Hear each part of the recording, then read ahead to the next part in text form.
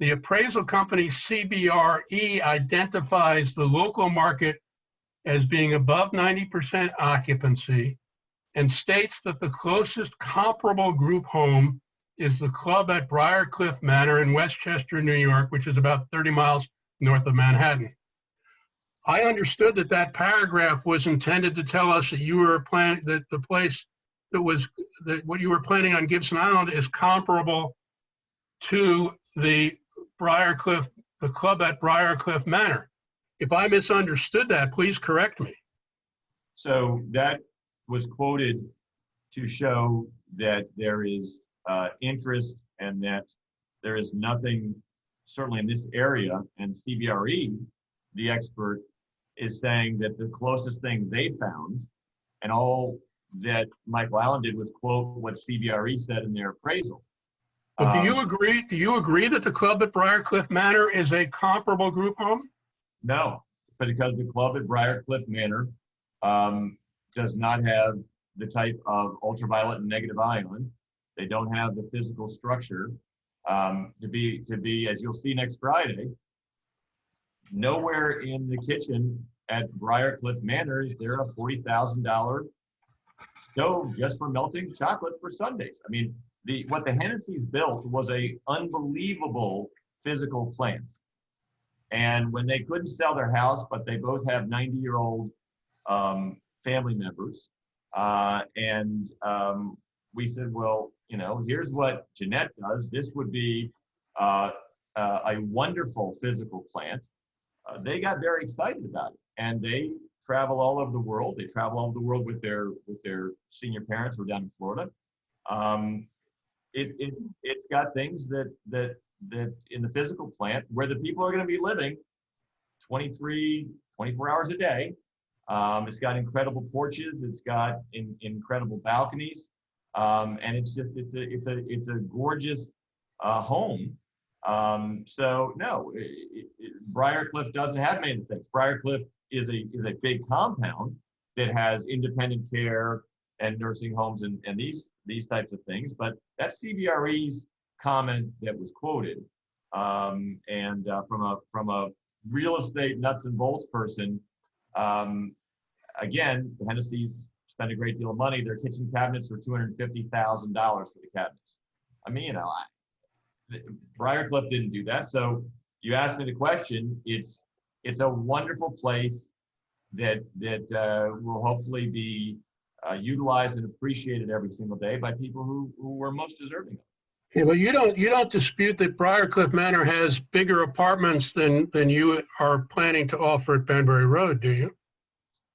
If you look at the square footage per person in an almost 9,000 square foot house, and you take the area at Briarcliff, it's absolutely comparable. The apartments in some cases are bigger, but we've never offered apartments. Briarcliff, as I said, has independent living apartments, has assisted living, and I think you're maybe confusing independent living with assisted living and nursing care. No, I don't think I am, but I could be I tried to check to be sure about this because I was intrigued. I must have misunderstood the implication in your letter that you were referring to Briarcliff Manor, the club at Briarcliff Manor, as in some way analogous to this. And what little I know about this is that the 60 or so people who are at that facility have access to facilities that are simply not at the Banbury Road place. And that's why I was trying to understand the analogy. Now, I understand what you said today about this, and I clearly misunderstood the purpose of the reference to the building. As I understand what you're saying, that's CBRE's view. That's not your view. It's absolutely quoted as CBRE's view. Yeah. CBRE came up with that, and again, you got my opinion that I'm not disputing, but I think that this offering for people in an assisted living who are not very active, that this is far superior to the combination of rooms. Again, when you tour it on Friday, you'll see that you have a run of the place where you're sharing, as you just said, with 60 people. If you divide the dining room at Briarcliff by 60 people, you'll find that you have a much more expansive dining room in Banbury. On that note, the CBRE was talking about Briarcliff Manor. They talk about chef prepared meals, and yet you are going to have catered meals. So this beautiful kitchen is only going to be used for, heating up chocolate sauce. I wish I had that kind of kitchen. How are you planning to provide these catered meals? Well, the meals. We mentioned catered, but I do have, I think, 5 chefs. I have an overabundance of chefs. That one will be over there cooking the meals. Oh, you will have.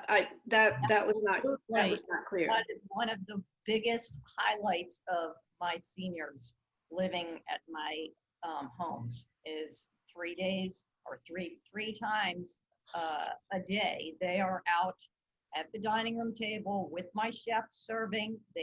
My chefs do the cooking and the serving. They are hands-on, and while I love having my high school students, that's not happening right now. But they are wonderful chefs. I've had most of them for anywhere from, I think, 3 to 6, 7 years. Did with Richard me. Dorio give Okay, you? well, there's a disconnect here. We had understood that there would be no meals being prepared at the Banbury Road facility, that they were being prepared elsewhere and delivered. That's why we were confused by some of the things in this letter. Are we incorrect in our assumption? Are you going to be preparing the meals for these 9 people and staff in the facility? Both of those are possible. They can be prepared in Millersville, reheated. They can be prepared in the home. There's no restriction. We can get the rumor meal to who we can talk to, who has a chef who lives right down the road. He can come in. Jeanette had an idea back in October where we would supplement to-go meals from the club, and the club could make $30,000 to $60,000 extra a year, and that idea was said no to. And again, at the time, that was not for a home on the island, but all things are possible. There is no restriction as far as whether the meals are prepared there, some of the meals, all the meals, or whether they're prepared somewhere else and brought over the night before, the morning of. Again, Jeanette's on and off the island, several times a day. Okay, none of your references to the traffic situation refer in any way to providing deliveries of anything other than once a week from the one company you named, which is why we were confused about this. Right, but if someone's if you have 5 or 6 different employees coming on every single day, then that's 5 or 6 opportunities to deliver meals on a daily basis, plus Jeanette, plus who's ever at the house as far as Morgan or Hunter. So again, from a traffic situation, it's simply not going to have an impact. Plus, there's a perfectly functional kitchen. So whoever the staff member is, can be doing both things, can be helping with residents, but can also be cooking. And this is not something that's difficult to prepare meals for 9 people who don't eat very much.